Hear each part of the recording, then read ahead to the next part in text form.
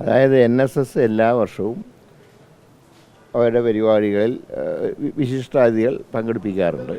അത് മഹാഭൂരിപക്ഷവും കോൺഗ്രസ് നേതാക്കളാണ് പങ്കെടുക്കാറ്. 2 വർഷം, കഴിഞ്ഞ വർഷം തെന്നല സാറായിരുന്നു, അതിനുമുമ്പ് ശശി തരൂരായിരുന്നു, മുമ്പ് 90 ജനുവരി 2-ാം തീയതി രാജീവ് ഗാന്ധി ആയിരുന്നു അന്ന് മുഖ്യാതിഥിയായിട്ട് വന്നത്. അന്ന് ഞാനും അതിൽ പങ്കെടുത്ത ആളാണ്. അപ്പോൾ അങ്ങനെ എല്ലാ വർഷവും അവർ പങ്കെടുപ്പിക്കാറുണ്ട്. പക്ഷെ അവർ സ്ഥിരമായി കൂടുതലും കോൺഗ്രസ് നേതാക്കളെയാണ് പങ്കെടുപ്പിക്കാറുള്ളത്.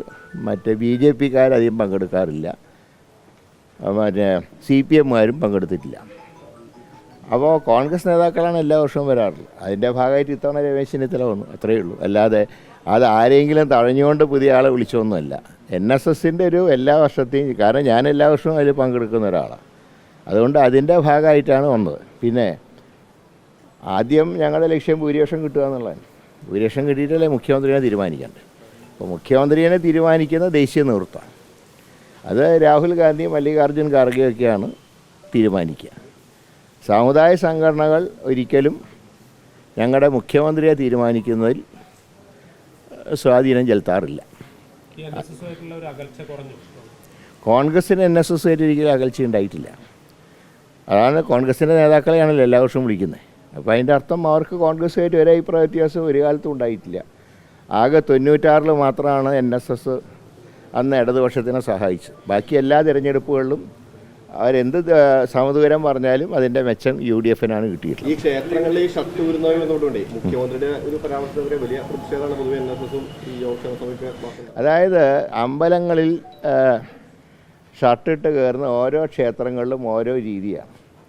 ഇപ്പോൾ ആറ്റുകാൽ അമ്പലത്തിൽ ഷർട്ടിട്ട് കയറാം, എന്നാൽ പത്മനാഭസ്വാമി ക്ഷേത്രത്തിൽ ഷർട്ടിടാറില്ല.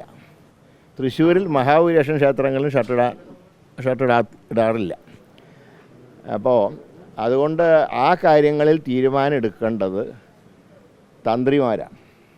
തന്ത്രിമാർക്കാണ് ക്ഷേത്ര കാര്യങ്ങളിൽ പൂർണ്ണ അധികാരം. പക്ഷേ തന്ത്രിമാർ തീരുമാനം എടുക്കുന്നത് ദേവപ്രശ്നം നോക്കിയിട്ടാണ്. ഇതിന് ചില ചടങ്ങുകളൊക്കെ ഉണ്ട്, അല്ലാതെ ഇത് രാഷ്ട്രീയം പോലെ അങ്ങ് തീരുമാനിക്കേണ്ട കാര്യമൊന്നുമില്ല. ക്ഷേത്രങ്ങളുടെ ആചാരങ്ങൾ നോക്കി തീരുമാനം എടുക്കണം. അത് ക്ഷേത്രങ്ങൾക്ക് വിട്ടുകൊടുക്കുക, അതല്ലാതെ അതിൽ കയറി പരിഷ്കാരങ്ങൾ വരുത്താൻ നിൽക്കണ്ട. ഇപ്പോൾ കാലം മാറിയനുസരിച്ച് പരിഷ്കാരങ്ങൾ വരുത്താൻ ഇപ്പോൾ ഷർട്ടിട്ട് കയറണം എന്ന് പറയുന്നതിൽ നാളെ ചില പാൻറ്റ് ഇട്ട് കയറണം എന്ന് പറയും. പിന്നെ തൊഴുകൽ പഴയ രീതിയാണ്, അതുകൊണ്ട് ഹായ് എന്ന് പറയുമോ ആരെങ്കിലും അമ്പലത്തിൽ പോയിട്ട്? അപ്പോൾ അമ്പലത്തിൻ്റെ വഴിക്ക് വിടുക, അത് തന്ത്രിമാർ തീരുമാനിക്കട്ടെ.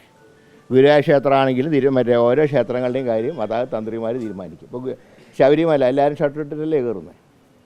അപ്പോൾ ഒരു സ്ഥലത്തെ ആചാരമല്ല വേറെ സ്ഥലത്തുള്ളത്.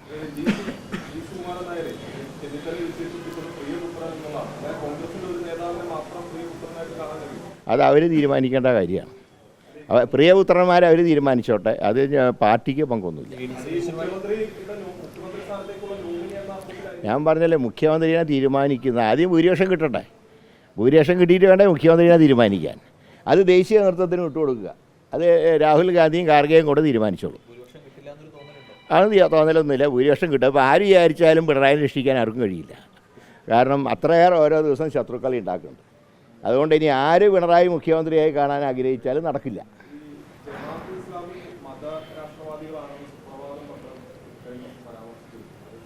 അത് അവർ തമ്മിലുള്ള തർക്കമാണ്, അവർ തമ്മിൽ തീർത്തോട്ടെ. പാർട്ടിക്ക് അതിൽ പങ്കൊന്നുമില്ല.